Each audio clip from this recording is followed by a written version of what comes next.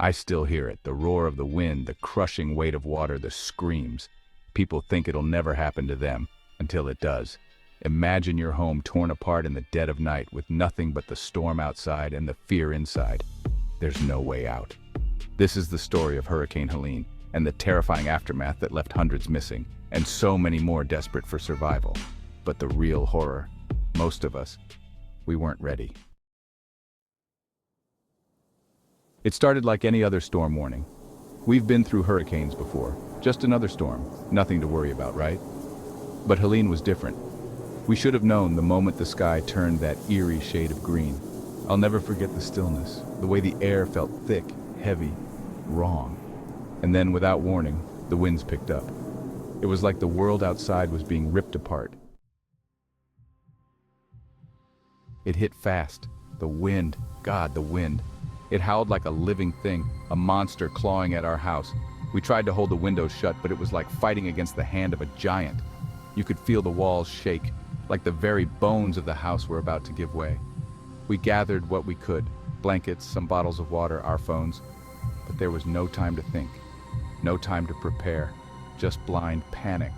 I could hear my daughter screaming from the other room, her voice barely audible over the roar of the storm. And then the water came. It started as a trickle, just a few drops seeping under the door. But within minutes, the flood was rising fast. My heart was pounding. We tried to push furniture against the door to stop the water, but it was useless. The storm wasn't just outside anymore. It was inside our home, filling the rooms with freezing, murky water. We climbed onto the kitchen counters, our legs already soaked. My wife held our daughter close, her face pale, her eyes wide with fear. I kept telling them it would be okay, but I didn't believe it. The water was already waist deep and it wasn't stopping. The power was out, the storm raged outside, and we were trapped. There was nowhere to go. The wind pounded against the house, and the water continued to rise. Every minute felt like an eternity.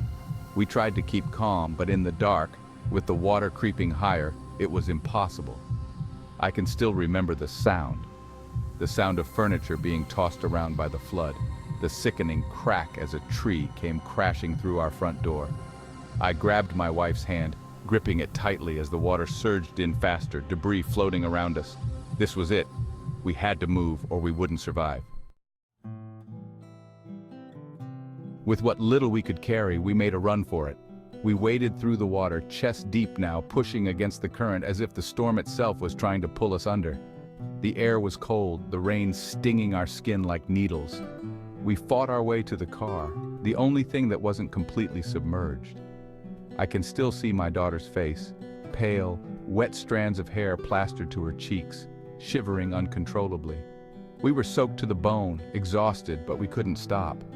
The roads were barely visible, the rain so thick it blurred everything into a dark, swirling mass. We had no idea where we were going. We just knew we had to get away. By morning, the storm had passed, but the destruction it left behind, it was like a war zone. The once beautiful forested mountains around Asheville were gone, buried under landslides and debris. Homes flattened, entire neighborhoods underwater. Roads, gone. Power, gone. Cell service, gone. There were no sounds, just the eerie quiet of devastation, broken by the occasional creak of what was left of the houses. We saw people wandering the streets, dazed, some holding on to the few possessions they had left. They were in shock, and so were we. The news reported over 140 dead across 6 states. Hundreds of people were missing, swept away by the floods. And the worst part? There was no help. Days passed, and still there was no help. FEMA, not here yet. The government, not enough resources. We had no food, no clean water, no medication. There were families trapped in their homes, some without power, others without any way to even signal for help. You could hear people calling out for aid, their voices barely rising above the sound of the rain, which hadn't stopped since the storm hit. We were running out of supplies fast. Gas stations were dry, grocery stores empty, and there was no way to get more. The roads were blocked by fallen trees and landslides. It was like being cut off from the rest of the world. People were desperate, and that's when it hit me. We weren't prepared. None of us were. We didn't know it then, but that night we were lucky. We got out. But so many others didn't.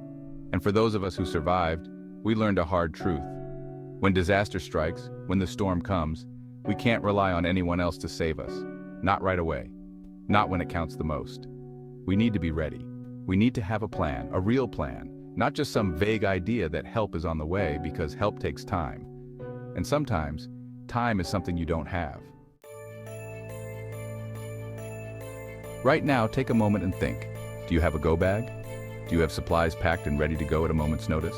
Water, food, clothes, blankets, all in plastic bags to keep them dry? A flashlight, batteries, medication. Don't wait for the storm to come knocking. Have what you need packed in your car, ready to grab and go. It's not a question of if another disaster will strike. It's a question of when. And when it does, the question is, will you be ready? Thank you for watching, and more importantly, thank you for listening. Don't wait for the government to arrive. Don't wait for the emergency services to find you. Be your own first responder. Be ready.